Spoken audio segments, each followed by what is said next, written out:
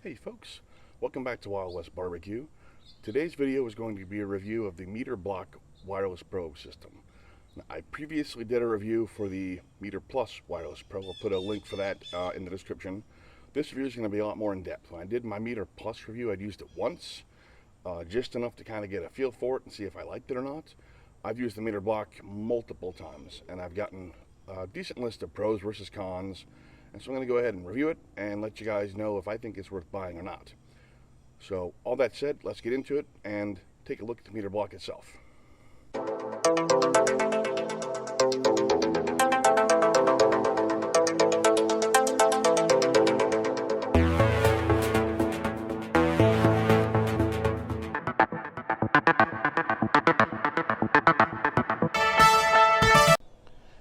This is the Meter Block unit here. Obviously comes with these 4 probes, and it's got a display unit here. When you turn this on, you can either use it in a Wi-Fi mode or a standalone mode. I've used the standalone mode once. I personally much prefer the Wi-Fi mode. You've got the 2 modes here. We'll show you standalone mode first. And so you can go through here and set up your cook. We'll go with poultry, breast, sure, we'll shoot for medium. And that's going to set this cook up, and this here, this little bar, as you cook and the temperature goes up, that fills up, and it's letting you know how long it's going to take for the cook to finish. You will get an audible alert at 5 minutes left, and a second one when your meat is done and ready to pull off the smoker. We're just going to cancel that cook. I don't care about it. The probes are nice. They have these little flags on them to show which probe is which. I can't remember if that came with this unit or not. I bought the Meter Block Ultimate Bundle, which came with the Meter Block and some other stuff. If you get this and it doesn't have those flags, Meter does sell them separately. You can buy them, but the probes are also marked right here on the bottom as to which probe is which, to tell which ones they are. So that's very simple. The unit itself is nice and hefty. It's not flimsy at all. It's powered by 4 AA batteries, which are reached behind this. This is magnetic backing. You can see the magnets there. There's your batteries. It has a nice stand. It sits up nice and neat. And behind the stand, it also has a micro USB port for direct power. If you plug into this direct power to this port, the software is set up to pull directly from the power and not your batteries. So that is, I think, a good thing. My first pro with this is just the overall design. I think it looks nice. It feels solid. It doesn't feel flimsy. Overall, I really like the design of this. My second pro are the probes themselves. I like the wireless probes. I purposely bought it because I wanted to get away from wired probes, and obviously these do the trick. But this also leads directly into my first negative, which ironically is the probes. I don't know if you guys can see this on the camera. There is a line inscribed right here on the probe, and from the tip to that line, the probe is only rated to 212 degrees Fahrenheit. Now I get why Meter did that. This is supposed to be in your meat. Your meat should not get that hot. But the downside to that is that when I'm doing a cook like ribs or queso or pork belly burn-ins, where I don't have a big chunk of meat to stick this thing in, I cannot use this as an ambient temperature probe because the portion up here is going to be way too hot, get overheated, and I'm going to risk damage to the unit. I have seen a slight hack for this online. I will show you guys that in a minute on the smoker. I have not done this hack yet, but it's something I'm going to try. So there is a slight workaround to this negative, but I don't think there should have to be a workaround. I really wish that I could use this, just place this on my grate as an ambient temperature probe when I wasn't cooking some big hunk of meat. Now, the second con I've got is going to be battery life. The battery life on this unit is far from stellar. And now, like I said, I prefer to use the Wi-Fi mode. I've only used standalone mode once. I'm sure the Wi-Fi mode drains a lot more batteries than the standalone mode does. But I had done one long cook with it, an overnight cook. For a pork butt, I think that went about 12 hours. I was fine. I did a 15-ish minute cook for pork chops on the grill. Again, it was fine. And then I did another long cook for brisket and pork butt. The total cook time there was about 16 hours for the brisket. when I got up in the morning after 6 to 8 hours of using it, the meter block unit was telling me it was low on batteries. So essentially, the batteries lasted for 1.5 long cooks, which I think is just ridiculous. Now, what I've started doing, again, this is a workaround. I simply have it plugged into power all the time.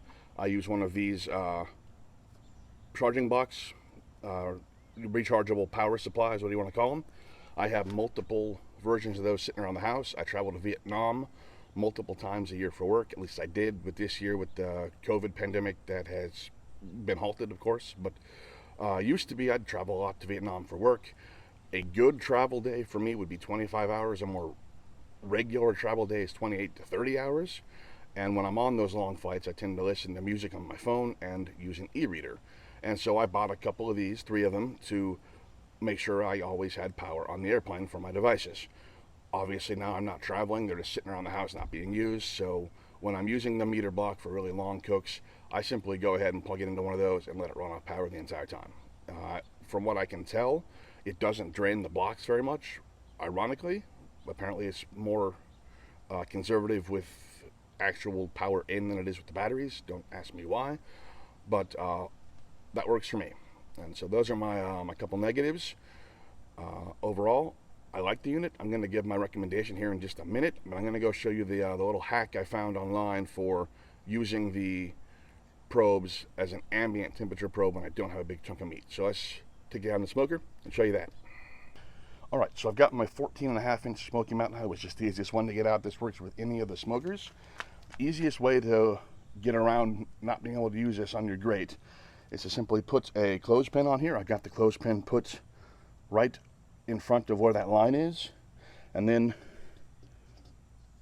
just be easier with that off. Like I said, I haven't done this before. Just drop it in there, and now all of a sudden you've got an ambient temperature probe. It's not obviously going to be great temperature. It's more dome temp, but that works. It's still letting me monitor from the phone. So like I said, next time I have an occasion to try this, I'm going to go ahead and try this and see how it works. There are a few things with this unit I'm a bit ambivalent on. They weren't necessarily pros, but they weren't really cons either. I couldn't really call them a negative or a positive. The first thing I'm ambivalent on is the app. The app works just fine. It lets me monitor the cooks inside, but it didn't really wow me. I wasn't blown away by the app. So, you know, it is what it is. It's an app. It works, but it's not great. My second issue of ambivalence was the connection with the probes. The first time I used the meter system, I had my head unit set out about 7 feet from my smoker. Meter recommends keeping your head unit within 10 feet of your smoker to make sure you get that connection between the probe and the head unit. But I had mine about 7 feet away, and I noticed I was losing signal with my probes consistently. Once I moved my head unit to within 3 feet of the smoker, that pretty much fixed the issue. So I can't complain too much. That is what it is. I do notice sometimes I will occasionally randomly lose connection to one of the probes. I don't know why.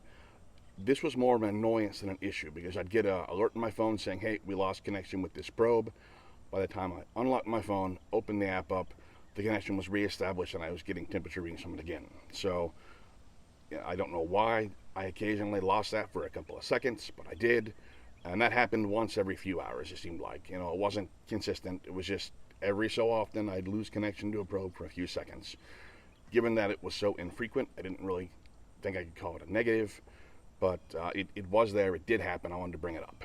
So to sum up, the pros are the overall design of the unit. It feels solid. I like the way it looks. I like the fact that it's wireless. The cons are the fact that I can't use the probes as a grate probe when I don't have a big piece of meat to stick it in, and battery life. So, do I recommend buying this unit? The answer is that depends. If you're like me and you wanted to go wireless probes, it's worth the money. Go ahead and get it. If you don't mind having wired probes, don't waste your money. You can get better, cheaper options with wired probes than this one. So there you have it. That is my review of the meter block. Obviously, I'm going to keep using it. I've already purchased it. I like wireless probes. That's going to be my go-to system from now until it dies. But overall, it's going to be your call as to whether you want to pick it up or not. It all depends on how important having wireless probes is to you. So there you have it. I'll see you guys next time.